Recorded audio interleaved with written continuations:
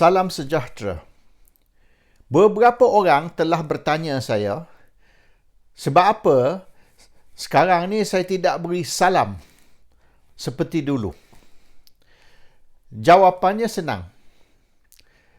Ramai orang Melayu telah marah saya, kutuk saya. Dia kata cara saya beri salam ni tak betul. Saya tak tahu apa maksud tak betul. Mungkin kerana slang saya, teloh saya tidak bunyi macam Arab. Mungkin I sound English when I give my salam. Yalah, saya ramai juga berjumpa dengan orang Arab di England ni.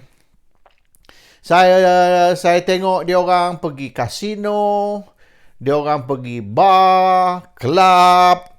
Ada yang saya tengok dia pegang whisky tangan kanan, tasbih tangan kiri, dan tasbih itu jari bergerak. Mungkin dia ni berzikir dalam hati, bukan berzikir di mulut. Macam orang Melayu ni zikir di mulut, hati mereka tak berzikir, hati mereka kotor. Jadi bila saya berjumpa dengan orang Arab di sini, dia orang salam bro. Itu je. Salam bro. Bro tu ringkas untuk brother lah. Islam ni dia panggil each other brother, sister kan. Jadi taklah dia orang beri itu. Jadi saya beri salam sekarang. Saya ikut sebab lah. Orang Melayu nak suruh saya ikut Arab. Saya ikut Arab lah. Arab kata salam bro. Saya kata salam sejahtera. Jadi kalau bro ke sis ke, cover lah. Jadi tak payahlah tanya saya. Banyak hari-hari dia orang tanya sebab apa sekarang RPK tak beri salam macam dulu. Itulah jawapan saya. So, understood ya? Okey, isu hari ini saya nak bincang ialah kerana perpaduan ummah. Perpaduan ummah ni dari dulu yang sebenarnya. Dari tahun 90 lagi PAS cuba mewujudkan perpaduan ummah. Semasa itu dengan Tengku Razali Hamzah dan Semangat 46, dia orang tubuhkan APU, Angkatan Perpaduan Ummah, APU, APU. Jadi very good idea. Saya sokong yang sebenar masa tu. Tahun 90 saya tak sokong UMNO. Saya sokong APU, Angkatan Perpaduan Ummah, iaitu gabungan di antara PAS dan Semangat 46. Dan mereka menang di Kelantan dan mereka tubuhkan kerajaan untuk dua penggal lah, 90 dan 95. Lepas tu, Tengku Razali tutup Semangat 46 dan semualah, hampir semua 90% lebih pemimpinan ahli kembali ke UMNO. Tapi usaha yang pertama gagal. Angkatan Perpaduan Ummah, APU. Dan kemudian PAS sedar yang gabungan untuk orang Melayu sahaja atau orang Islam sahaja got no future. So kalau nak berjaya, kenalah ada perpaduan gabungan berbilang kaum, berbilang agama. Iaitu tahun 99, dalam lebih kurang 3-4 tahun kemudian selepas Tengku Razali balik ke UMNO, mereka tubuhkan Barisan Alternatif, iaitu alternatif kepada Barisan Nasional yang disertai oleh Parti Rakyat Malaysia yang boleh dianggap sebagai parti sosialis, DAP, parti boleh kita anggap sebagai parti Cina. Kalau tengok baru ni pertandingan parti, boleh dikatakan Cina saja yang menang. Dan PAS iaitu parti Islam, bukan parti Melayu, parti Islam, sebab Islam ni bukan khas untuk orang Melayu saja. It's not eksklusif kepada orang Melayu, bukan Melayu. Macam di Kelantan tu, PAS Supporters Club Cina, bukan Melayu. Dan PKR yang represent itself or present itself sebagai parti berbilang kaum, tapi akhirnya kita sedar yang PKR ni ialah parti untuk menjadikan Anwar Perdana Menteri. A party to make Anwar the Prime Minister. Jadi saya pun, ramailah, bukan saya seorang, ramai orang yang boleh katakan founding members. Ada 1,000 semasa pelancaran PKR pada 4 April tahun 99, 4499. Masa pelancaran PKR tu, dalam 1,000 orang dalam dewan tu, hampir semua dah tinggal dah, tak ada dah yang tak ada dah yang masih duduk di dalam PKR, termasuk saya juga. Saya hadir dalam pelancaran dan saya pun sama macam 1,000 orang lain founding members, dan juga ramai pemimpin ABIM yang pada masa dulu menyokong PKR semua dah keluar. Oleh kerana matlamat PKR ni lari jauh dari matlamat asal, dan matlamat sekarang ialah to make Anwar the Prime Minister. Jadi that's not the struggle for the rakyat lah.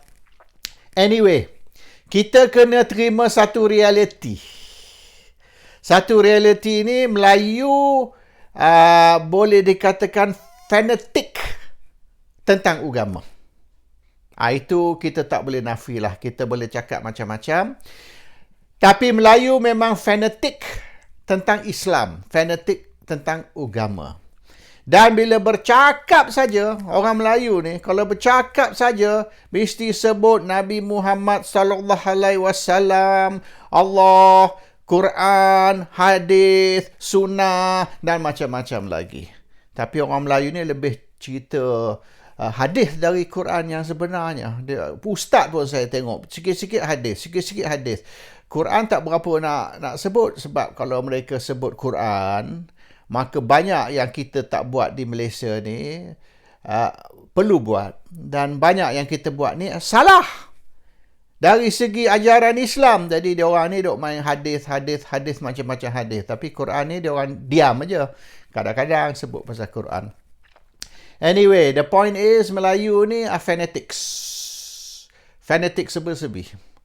Apa dia buat semua dia jadi fanatik. Kalau tengok orang UMNO tu fanatik, orang PAS pun fanatik. Tak kisahlah whether they are nationalists macam orang UMNO atau Islamis macam orang PAS. Kedua-duanya fanatik. And they are very sensitive. Kalau dia percaya sesuatu tu, janganlah say the opposite. Janganlah canggah dengan kepercayaan mereka. Oh, mereka ni naik angin. Kan orang putih ni meminjam istilah amok ni daripada orang Melayu. Sebab tabiat orang Melayu ni, dia orang suka mengamuk. Jadi Mak Saleh bila mula-mula mari ke Malaya tu, mereka tengok orang Melayu mengamuk, dia orang terkejut. Orang putih kata, ini tabiat apa ni orang Melayu macam ni? Dia kata, tak tahulah, bahasa Inggeris tak ada. We don't have a word for that. So kita pinjam bahasa Melayu, amok. So mengamuk menjadi run amok, lari mengamuk. Sebab orang mengamuk ni dia suka berlari dengan parang, tetak sini, tetak situ. Jadi memang sifat semula jadi. Natural instinct orang Melayu ni suka mengamuk. Mereka cepat marah. Kalau dia orang kata ni bulan bulat, kita kata no, bulan ni 4 segi, they get very angry sebab kepercayaan mereka bulan ni bulat. Dan dia beritahulah ada hadis lah, ada ayat lah, inilah itulah. Jadi kalau kita say the opposite, maka kita melanggar kepercayaan Islam. Jadi bila kita melanggar kepercayaan Islam, maka mereka rasa mereka ada hak, they have a right untuk cederakan kita, hurt us, kill us. Oleh kerana kita ni kepercayaan songsang. Jadi sama dengan Kristian. Kristian ni kata Nabi Isa anak Tuhan. Nabi Isa ni mati dan 3 hari kemudian hidup semula. Itu bagi orang Islam kepercayaan songsang. Dan kerana orang Kristian percaya perkara yang Islam tak boleh terima, maka orang Kristian ni musuh. Dan susah kita buat kawan.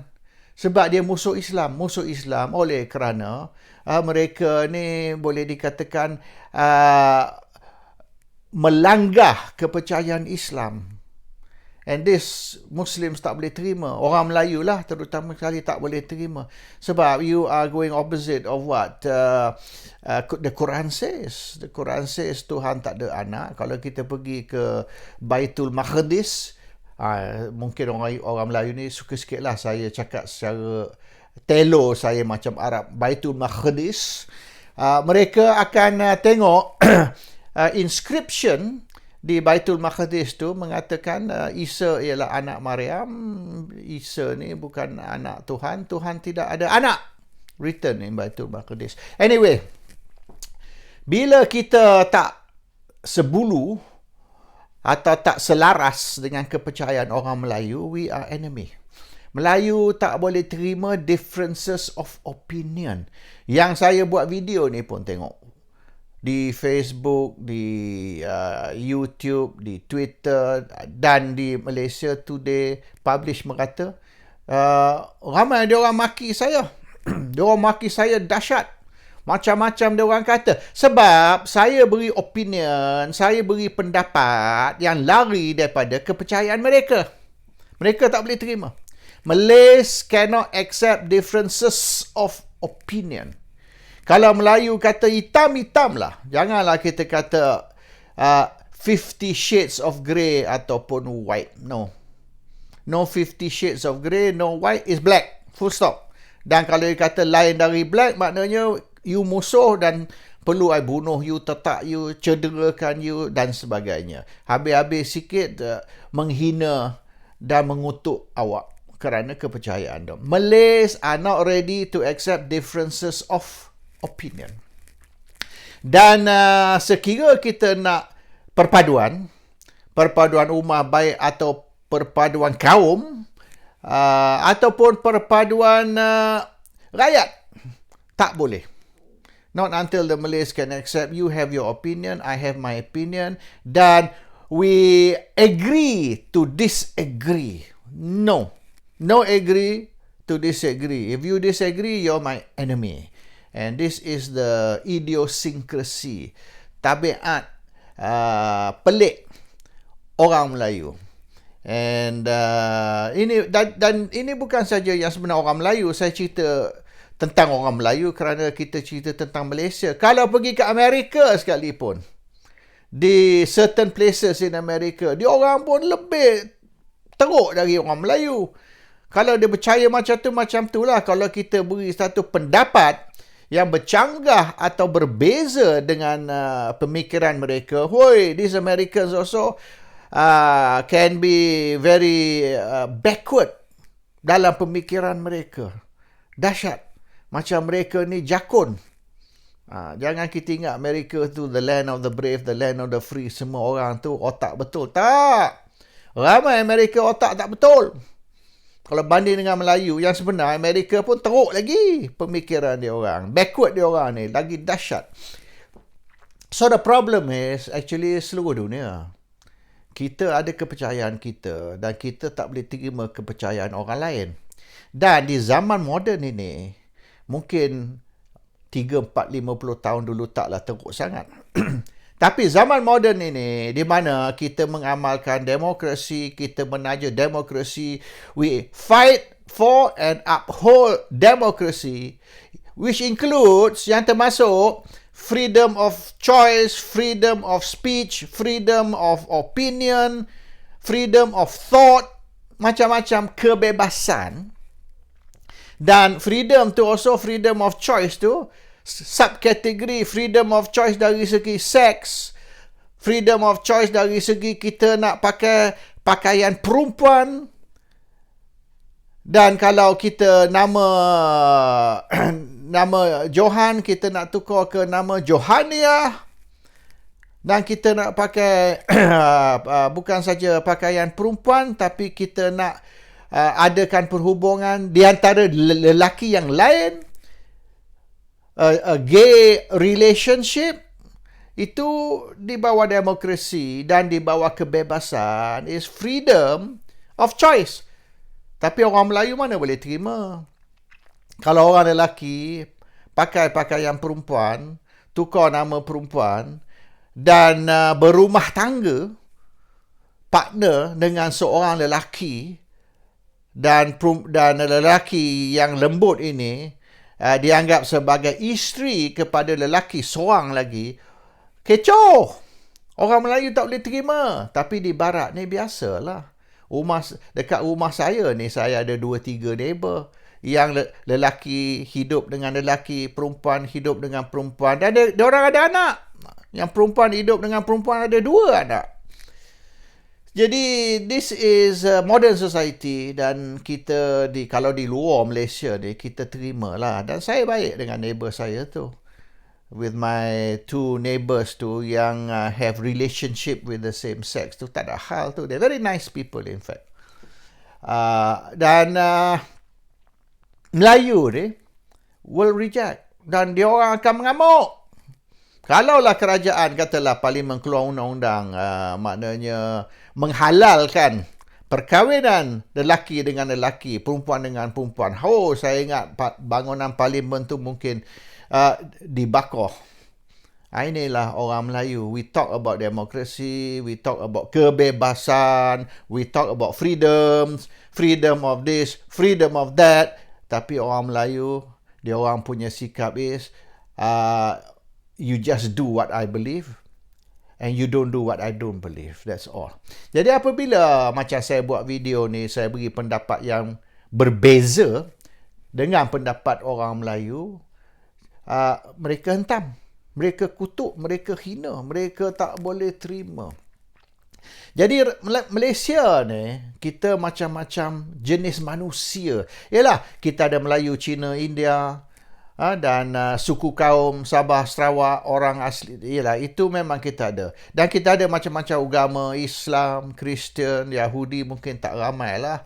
Walaupun ada, bukan tak ada. Dan Hindu, Taoism, Hinduism, Buddhism, dan macam-macam. Ada banyak lagi agama yang kecil-kecil lagi tu.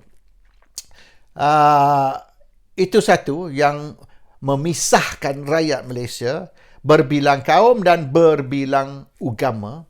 Tapi ramai rakyat Malaysia juga berbilang pendapat di antara kaum sama dan agama sama.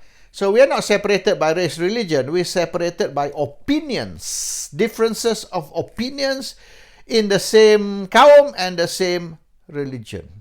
Ada orang Melayu traditional. Mereka nak mempertahankan, mereka nak hold the old Malay values, nilai-nilai orang Melayu lama. Ada yang modern. Ada yang liberal. Yang DAP dan Pakatan ni megah sangat. So proud of the liberal Malays, moderate Malays, modern Malays. Liberal, modern, moderate bermaknanya Melayu yang tak ikut Islam. That's all.